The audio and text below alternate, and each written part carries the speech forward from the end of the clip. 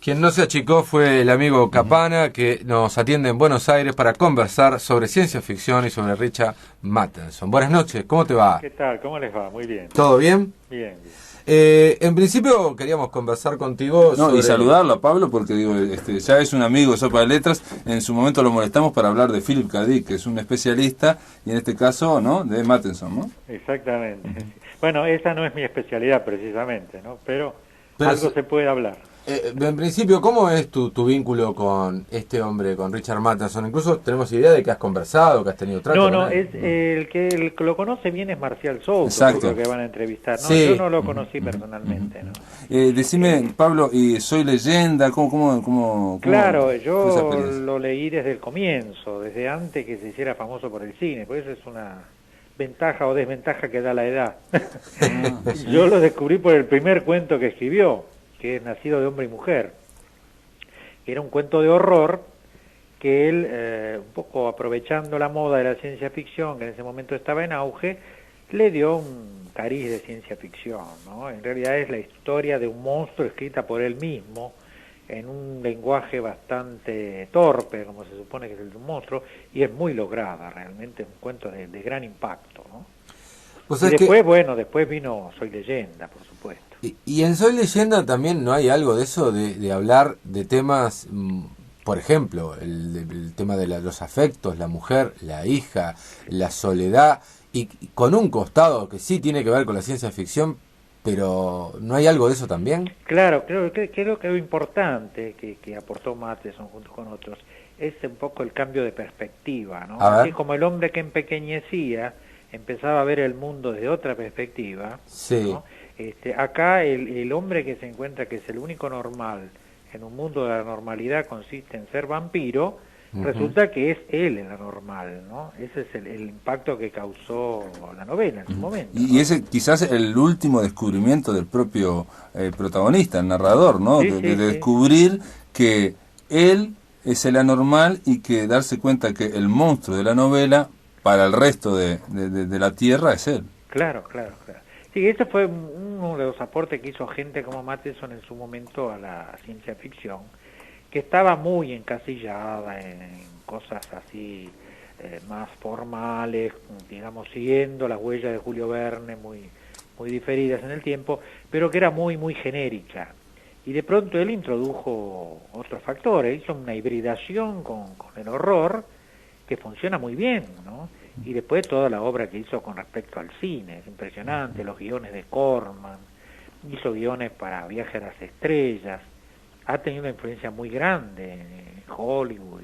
Spielberg también, ¿no? Spielberg también, exactamente, me estaba olvidando de Spielberg. Sí, que trabaja un cuento de él. Pablo, él en Soy Leyenda, entre otras cosas, lo que plantea, o digo, creo yo que plantea, es que los vampiros, estos seres, digamos, estos zombies, esta gente infectada, el vampirismo viene de parte de la leyenda, dice que es una información que viene de parte de la leyenda y que la humanidad está en la historia.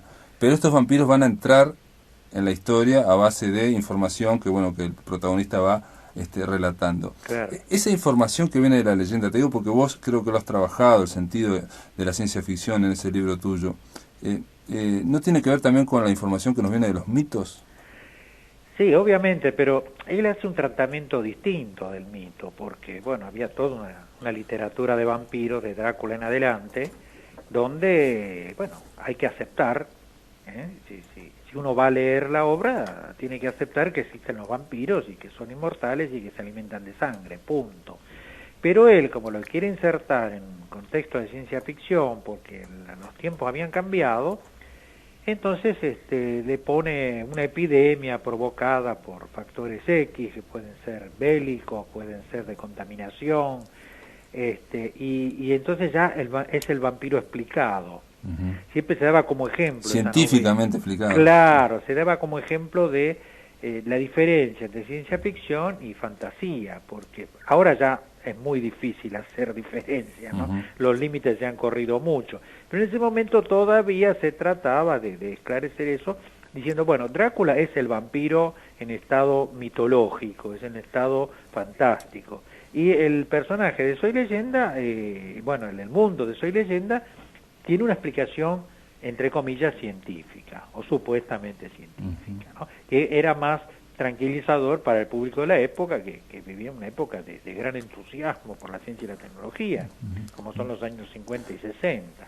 Sí, yo te lo pregunto también por algo que creo que planteas vos, de que una de las explicaciones de este auge de la ciencia ficción en el siglo XX sería que da cuenta de mitos que si no la sociedad moderna contemporánea no da cuenta, los olvidó. Claro. Algo que los griegos daban cuenta en la en las tragedias y todo, esa parte, digamos, oscura que tenemos todos.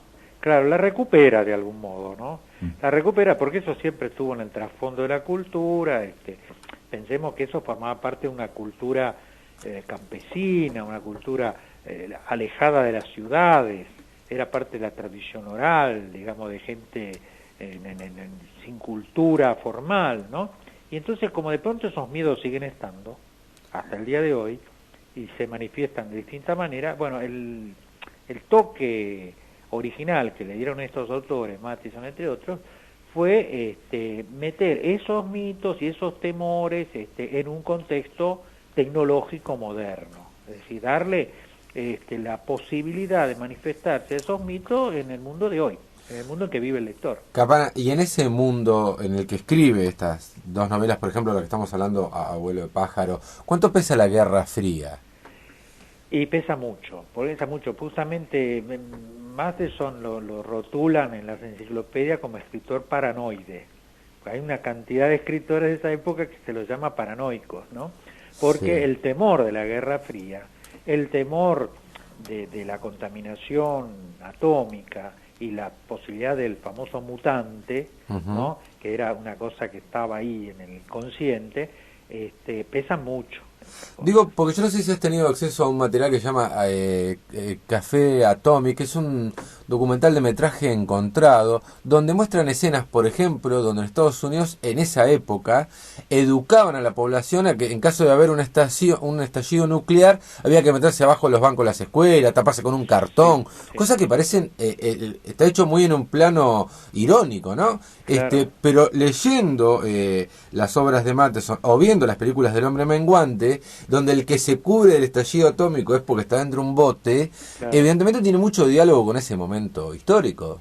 Claro, no, había propaganda, está en varios libros eso, propaganda de refugios antinucleares que se vendían, se alquilaban, y mostraba a la familia tipo viviendo en un refugio con todas las comodidades. Digamos, se sabía tan poco de los posibles resultados de una guerra nuclear, y menos mal, ¿no? Que no la tuvimos, porque si no hubiéramos tenido que aprenderlo, que se decían esas cosas absurdas de taparse con un cartón. Yo tuve la oportunidad de hablar con un director de cine ruso que había trabajado junto a Tarkovsky y que me asesoró cuando hice mi libro sobre Tarkovsky, ¿no? Y él había estado en el momento que se produjo la catástrofe de Chernobyl. Sí. Habían estado filmando un documental en la zona. Y bueno, él contaba que se paró el tren a mitad del camino, no avanzaba más, no sabían qué pasaba, parecía un tren argentino que estaba detenido ahí en la estepa, y de pronto decían que había pasado algo y que lo mejor era tomar mucho alcohol. Entonces todo el mundo tomando vodka para combatir la radioactividad. Sí, Digamos, por lo menos morían contentos, pero no los iba a proteger. Sí, yo vi otro documental sobre Chernobyl, que debe ser por ahí de esta persona o de otra, donde muestra que los primeros 2 días baldeaban las calles por el problema de la radioactividad, lo vi el documental. y los que van a arreglar los caños parecen de la OCE en Uruguay o de como se llama en Argentina arreglando un caño de agua, y están trabajando con cuestiones nucleares. Vos decís, qué increíble, qué poco sabía esta gente. Por supuesto, esos murieron todos, ¿no? Automáticamente. Claro. Sí, yo vi documentales de Chernobyl. Este hombre no había estado en Chernobyl, en realidad. Se interrumpió el viaje, que iban de regreso, creo. Pasaban por ahí cerca. Y bueno, y lo único que vio fue esto, que repartían vodka para combatir la radioactividad. Un delirio, ¿no? Pablo, lo que también yo creo que se estaba viendo en ese momento, ese pánico, era de una experiencia inédita en la humanidad, que había ocurrido en 1945, cuando tiran la bomba atómica y cuando por primera vez existe la posibilidad de una guerra que borre la humanidad. Claro. Y Soy Leyenda creo que da cuenta en el año 54 de eso. De algún modo, sí.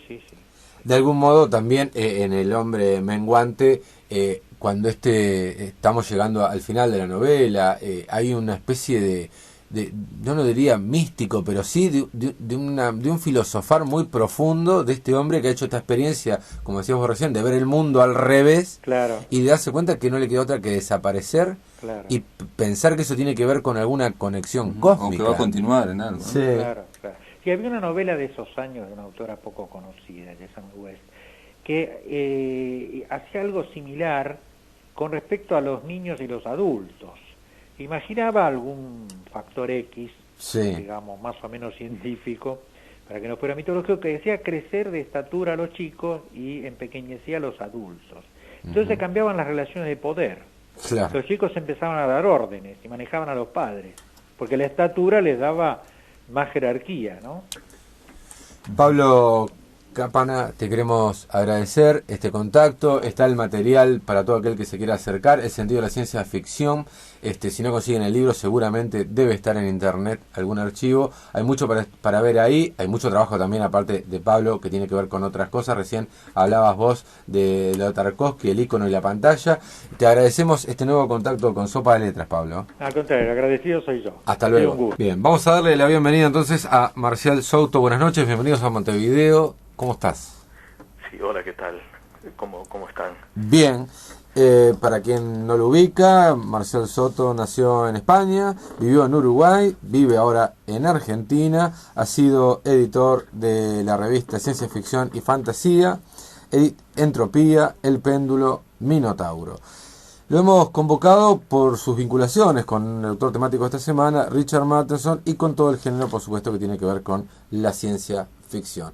Para empezar, digamos, que de alguna manera sé que has tenido contacto con Richard Matheson. No son muchas las personas que podamos entrevistar desde ese punto de vista, y por eso la primera pregunta tiene que ver con cómo fue tu trato, en qué circunstancias, quizás editoriales o no, te has encontrado y qué opinión te dejó. Bueno, en realidad yo vivo entre España y entre Barcelona y Buenos Aires, y allí en el norte de España hay una especie de jornadas que hacen todos los años que se llama la Semana Negra, algo dedicado a la novela policial. En Gijón, ¿no? La Semana Negra de Gijón. Exacto.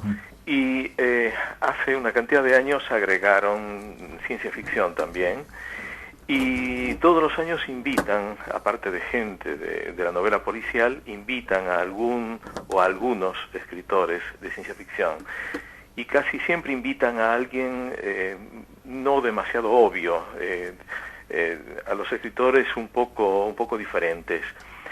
Y yo los ayudé varias veces porque conozco realmente a la mayoría o la inmensa mayoría de los escritores de ciencia ficción. He tenido la suerte de ir conociéndolos, y una vez quisieron invitar a Richard Matheson, a quien no conozco personalmente, y en realidad no he leído demasiado su obra por esas cosas, aunque lo que leí me pareció realmente muy interesante, sobre todo los cuentos, más todavía que las novelas. Y bueno, una noche llamé a Bradbury, a quien conozco mucho y es amigo de él.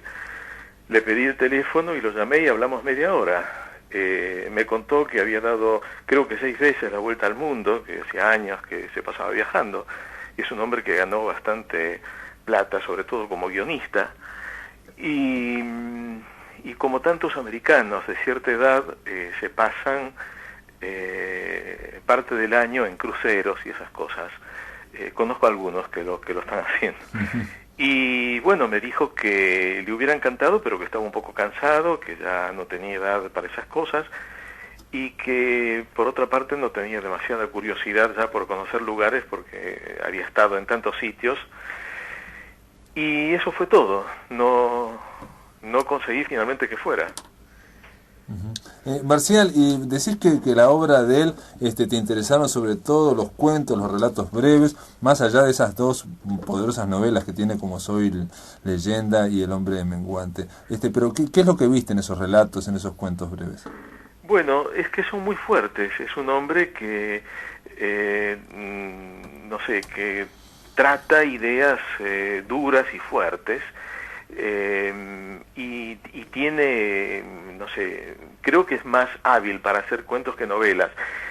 En realidad, Soy Leyenda y El hombre menguante, bueno, son novelas con excelentes ideas, pero no son demasiado buenas como literatura, es la sensación que siempre tuve. A ver, ¿y por qué? A ver. Mira, hace mucho tiempo realmente que las leí, mucho tiempo, y las recuerdo mucho porque son muy fuertes. Digamos, la arquitectura de las novelas es muy inteligente y muy fuerte. La escritura no es demasiado buena. Yo puedo asegurar, por ejemplo, que en el caso de Soy Leyenda, la versión de Minotauro es bastante mejor que el original. Ah, mirá. Es una traducción de Paco Porrúa, que fue el dueño, el fundador y dueño de Minotauro, con uno de sus tantos seudónimos. Pero es un libro que está mejorado. Realmente en español es una maravilla, es una... Sí, no, porque parece, digo, a mí la impresión que me dio es que es un libro muy intenso y que con recursos literarios muy austeros, digamos, ¿no? O sea, más allá... En gran medida es la mano de Paco. Paco fue el director literario de Sudamericana, además, fue el editor de Cortázar y de García Márquez. Sí, de 100 años de soledad. Claro.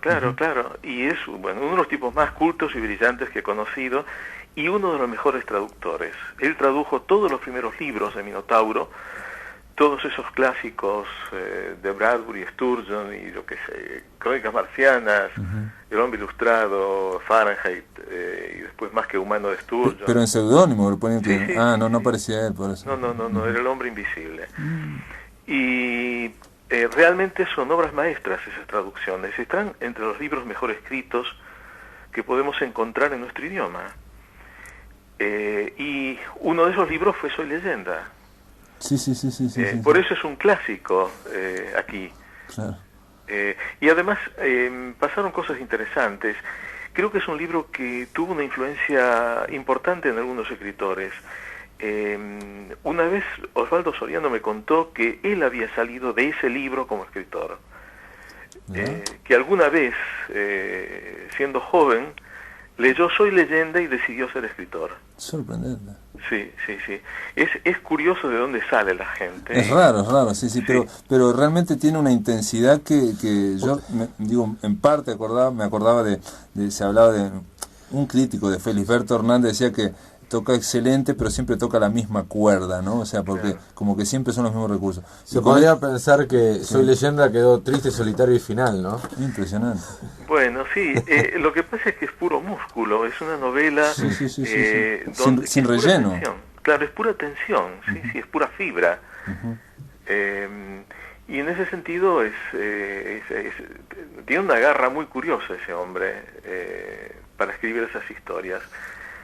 Hablando de los cuentos, que donde vos decís que sí tiene más interés, habla que, digamos, siempre está esta historia de los finales, ¿no? Que son como muy importantes dentro de los cuentos cortos de Mattenson. Bueno, sí, es un tipo de cuento, es el cuento de tensión y terror y esas cosas, donde todo tiene que ser como un mecanismo de relojería. El final tiene que ser lógico, tiene que desprenderse de lo que pasó antes y al mismo tiempo tiene que sorprender y si es posible tiene que noquearte.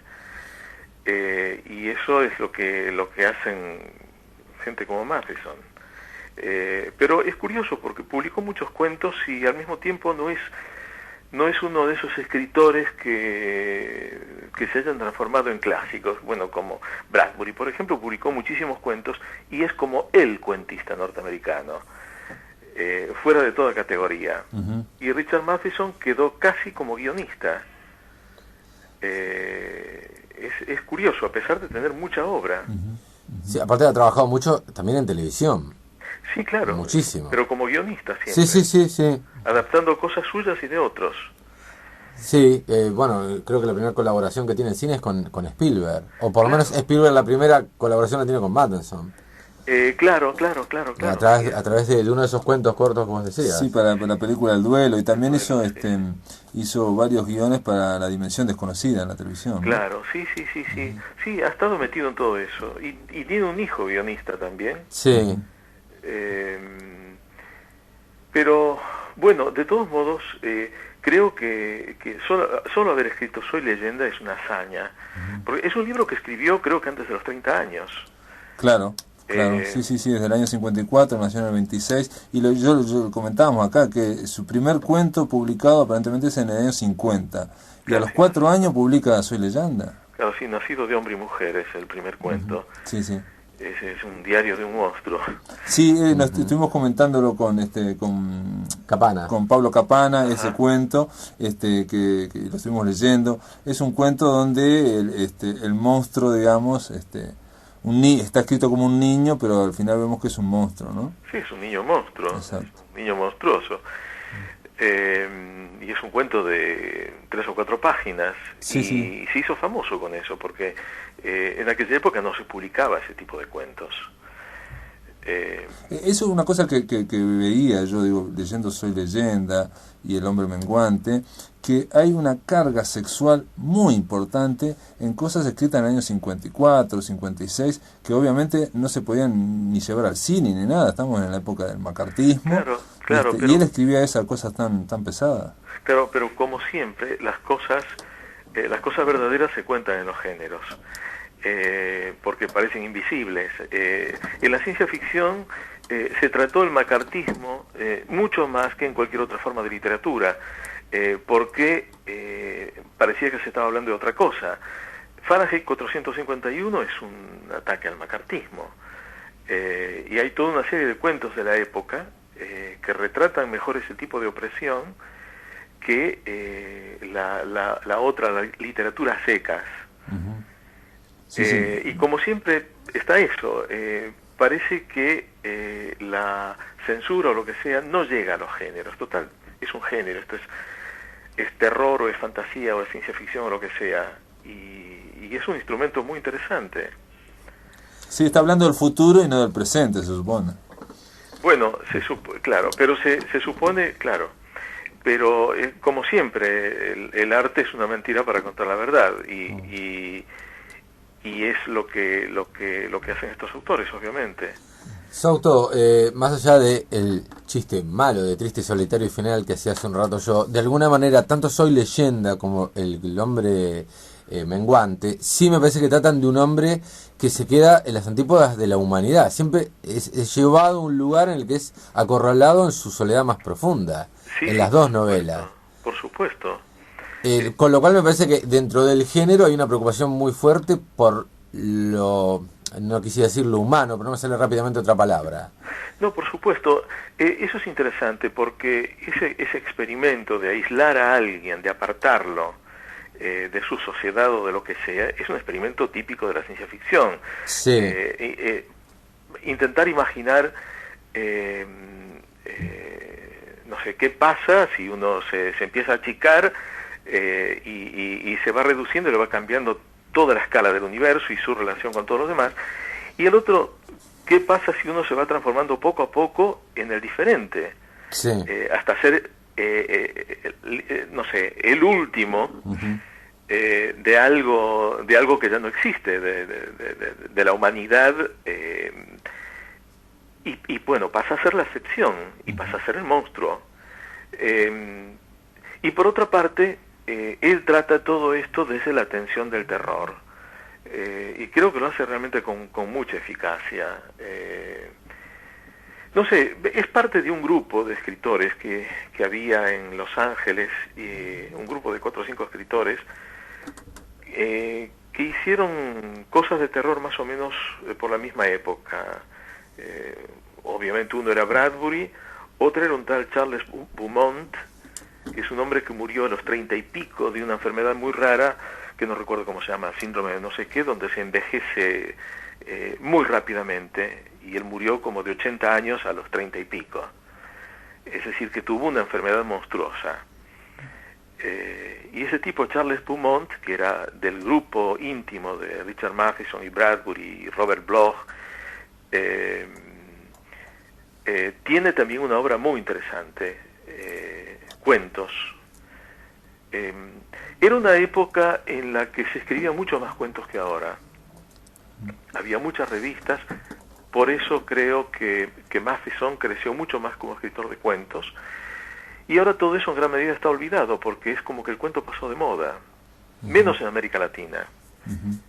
También hay algo que yo supongo con esto que contaste de Osvaldo Soriano, que le debe haber encantado a Soriano, es la capacidad de hacer una literatura, una novela buena y que a la vez fuera accesible a todo el mundo, que todo el mundo la pudiera entender. ¿A cuál te referís? Soy Leyenda, me refiero porque normalmente la novelística del siglo XX en la literatura más con mayúscula se fue haciendo cada vez más complicada para entrar a cualquier público. En cambio esto es muy accesible. Claro, por supuesto. De nuevo, es la modestia de los géneros y al mismo tiempo las estrategias que tienen para contar cosas nuevas y de maneras nuevas. Tienen una libertad muy grande. Y eso es lo que se tomó este hombre. Es muy curioso que un libro de más de 50 años siga teniendo esa fuerza. El hombre evidentemente tenía una percepción increíble de lo que son, de lo que es la relación entre la gente y del individuo con la sociedad y en circunstancias extremas. Y sigue siendo verdad hoy. Marcial Souto, te agradecemos esta comunicación. Bueno, el puente tuyo es entre España y Argentina, pero si pisás de nuevo Uruguay, Sopa de Letras, tenemos un lugarcito para seguir conversando contigo. Estás invitado. Gracias. Bueno, sí, no sé, espero ir pronto. Realmente es una maravilla cada vez que voy a Montevideo, donde viví más de 10 años. Y donde, no sé, tuve la suerte de publicar los primeros libros de Mario Lebrero, incluso. Sí. Sabemos que lo publicaste en 3 países. Toda esa historia la conocemos, pero la dejamos para otro encuentro. Cuando vengas para acá, mandá un correo y tenemos una conversación y hablamos de Lebrero y de lo que es editar en 3 países distintos, ¿no? Bueno. Nos interesa mucho toda esa historia, de verdad. Bueno, fantástico. Un abrazo. Les agradezco mucho. No, por nada, al contrario. Hasta luego. Chao.